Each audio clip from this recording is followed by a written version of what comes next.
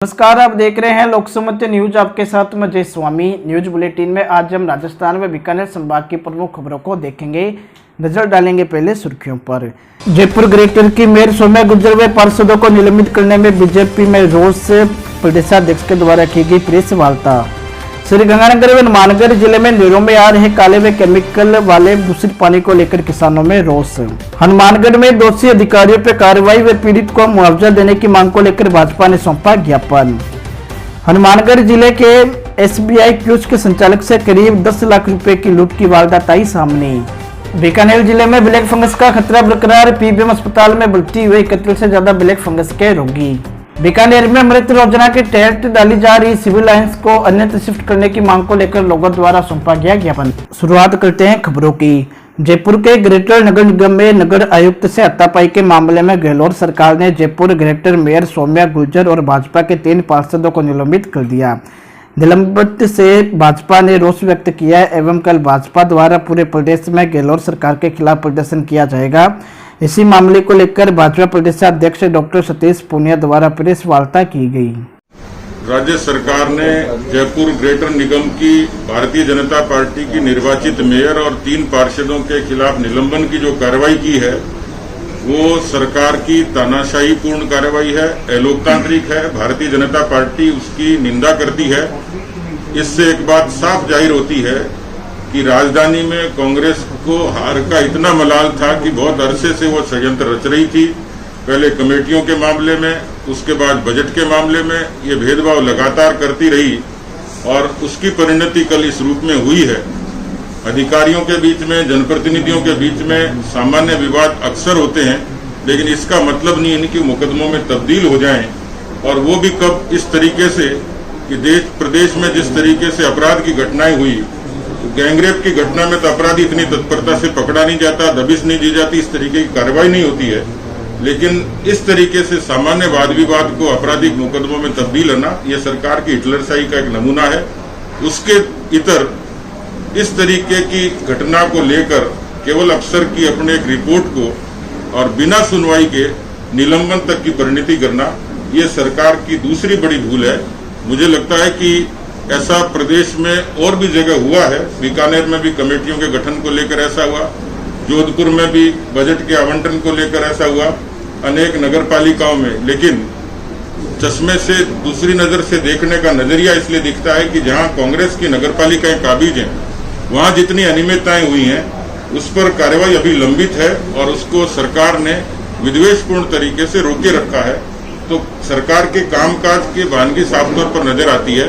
Bharatiya Janata party ने तय किया है हम लोग कानूनी लड़ाई तो लड़ेंगे ही, लेकिन आज पूरे जयपुर के सभी 250 वार्डों में हमारी कोशिश रहेगी शाम को 5 बजे विरोध स्वरूप सभी 250 वार्डों में प्रदर्शन धरना किया जाएगा और कल 11 बजे पूरे प्रदेश में इस मुद्दे को लेकर कोरोना की एडवाइजरी की अनुपालना करते हुए पूरे प्रदेश के सभी मंडलों में, नगर निकाय क्षेत्रों में भारतीय जनता पार्टी अपना विरोध जाहिर करेगी। और जब कोरोना की परिस्थितियां सामान्य होंगी उस समय इसी मुद्दे को लेकर और इससे संबंधित मुद्दों को लेकर सरकार के खिलाफ हम अभियान भी छेड़ेंगे और एक बड़ा प्रदर्शन सरकार के खिलाफ करेंगे। जयपुर की निर्वाचित मेयर डॉक्टर सौम्या गुर्जर को जिस अलोकतांत्रिक तरीके से अशोक गहलोत की सरकार ने हटाने का काम किया है और उन्हें बर्खास्त किया है, वो कृत्य घोर निंदनीय है। जून 1975 में आज से 46 वर्ष पूर्व इंदिरा गांधी ने जो कृत्य किया था और देश में आपातकाल लगाया था, उसी काम को आगे बढ़ाने का काम अशोक गहलोत की सरकार ने राजस्थान में निर्वाचित प्रतिनिधियों को, निर्वाचित मेयरों और अध्यक्षों को हटाने का काम जो ये कर रहे हैं, ये लोकतंत्र का गला घोटा जा रहा है। भाजपा श्रीगंगानगर इसकी कठोर शब्दों में कड़ी निंदा करती है। बढ़ते हैं अगली खबर की ओर। श्रीगंगानगर जिले की नहरों में दूषित पानी की आपूर्ति का सिलसिला लगातार जारी है। कई बार मांग उठाने के बावजूद भी नहरों में आ रहे केमिकल युक्त काले पानी पर अभी तक रोक नहीं लग पाई है। जानकारी के अनुसार रविवार शाम को हरीके बराज में पंजाब व राजस्थान की नहरों में गहरे काले रंग का दुर्गंध युक्त पानी छोड़ दिया गया और यह पानी आज रात तक व कल सुबह तक गंगानगर व हनुमानगढ़ की नहरों में पहुंच सकता है। इसी को लेकर आज भाजपा नेता रामराज अली चोपड़ा ने लोकसमत न्यूज मीडिया से पानी बह रहा है, जिसको आप देख रहे हो केमिकल युक्त जहरीला पानी है। ये पानी राजस्थान के 8 जिलों के लोग, गंगानगर सहित जो 8 जिले हैं, जैसलमेर, बाड़मेर, बीकानेर, इन 8 जिलों के लोग पीने के पानी के रूप में इस पानी का उपयोग लेते हैं। इस पीने के पानी के कारण गंगानगर सहित 8 जिलों में गंभीर बीमारियों ने अपने घर बना लिए हैं। इस दूषित जल को लेकर के हम पिछले 3 साल से आंदोलन कर रहे हैं। आज ही मैंने पंजाब पोल्यूशन कंट्रोल बोर्ड के चेयरमैन मारवा साहब और एनजीटी द्वारा गठित हाई पावर कमेटी के चेयरमैन जसवीर सिंह जी को इस विषय से अवगत करवाया है और मैंने मारवा साहब को याद दिलवाया है कि आपने 31 मार्च तक पंजाब में एसटीपी और सीटीपी निर्माण का हमें आश्वासन दिया था, लेकिन 31 मार्च तक एसटीपी और सीटीपी कागजों में चल रहे हैं। ये प्रभावी कदम न उठाने के कारण आज इस पानी की दूषित जो पानी है, इसको खत्म करने को, इस दूषित पानी को खत्म करने को कोई कदम नहीं उठाए जा रहे हैं और हमारे जिलों के लोग पानी को पी पी के बर्बाद हो रहे हैं। मानव जीवन खत्म हो रहा है, हमारी नस्लें और पीढ़ियां बर्बाद हो रही है। बढ़ते हैं अगली खबर की ओर। हनुमानगढ़ से संवाददाता प्रदीप पाल ने बताया कि नोहल तहसील की ग्राम पंचायत बरवाली में सरकारी सहायता से बना गरीब का आवास राजनीतिक व्यवस्था पूर्वक नियम विरुद्ध तरीके से तोड़ने का आरोप लगाते हुए दोषी अधिकारियों पर उचित कार्रवाई व पीड़ित को 5 लाख रुपए की मुआवजा राशि दिलवाने की मांग को लेकर भाजपा ने जिला कलेक्टर को सौंपा ज्ञापन। और भारतीय जनता पार्टी प्रदेश अध्यक्ष अनुसूचित जाति मोर्चा कैलाश जी मेघवाल के नेतृत्व में नौर पंचायत समिति के बरवाड़ी गांव में जो एक गरीब परिवार का मकान पंचायत एवं नौर प्रशासन द्वारा व्यवस्थापूर्ण तोड़ा गया है, हमने भी उसका मौका देखा है। बिना कोई संवैधानिक तरीका अपनाए उस गरीब परिवार का मकान तोड़ दिया गया। हमने पहले कलेक्टर साहब को ज्ञापन दिया कि इस प्रकरण की जांच हो, तो कलेक्टर साहब ने जांच अधिकारी नियुक्त किए। जांच अधिकारी ने अपनी रिपोर्ट में दिया कि पंचायत प्रशासन नौर पुलिस प्रशासन मनमाने तरीके से और पंचायती राज अधिनियम के पालना न करते हुए ये सब दोषी है, जबकि जिसका मकान टूटा उसका कोई दोष नहीं। इसलिए भारतीय जनता पार्टी आज मांग करती है कि जिन्होंने षड्यंत्र पूर्वक या व्यवस्था पूर्वक इस मकान को तोड़ा, जो भी दोषी है उनके खिलाफ आपराधिक मुकदमा दर्ज कर जांच कराई जाए और उस गरीब परिवार को मुख्यमंत्री सहायता कोष से 5 लाख रुपए मुआवजा दिया जाए। और दूसरा हमारा एक विषय और है कि जो इंदिरा गांधी नहर में 20 फरवरी के बाद इस प्रथम चरण में पानी नहीं मिला, आज 4 माह से पानी नहीं है और कल प्रभारी मंत्री जी ने कहा कि 40 साल में पहली बार पोंग डैम का लेवल नीचा है, जबकि मंत्री जी की बात यह सत्य नहीं है, क्योंकि इससे पहले भी 1300 से नीचे पौंड लेवल में भी किसानों को सिंचाई का पानी दिया गया। इन 2 विषयों को लेकर और जो नहर में काला पानी आ रहा है वो भी पंजाब सरकार से बात करके, क्योंकि इस राजस्थान नहर से 10 जिलों को पीने का पानी मिलता है, इसलिए इस क्षेत्र में बीमारी फैलने की इस गंदे पानी से महामारी फैलने की आशंका है। इस संबंध में भी कलेक्टर साहब को अवगत कराएंगे। बढ़ते हैं अगली खबर की ओर। हनुमानगढ़ सदर पुलिस थाना क्षेत्र के गांव सेजीपुरा में सोमवार को दिन दहाड़े एसबीआई कियोस्क में लूट की वारदात हो गई। बाइक पर सवार होकर आए 3 अज्ञात नकाबपोश बदमाशों ने वारदात को अंजाम दिया। 9 से 10 लाख रुपए के बीच नकदी लूटने की बात आई सामने।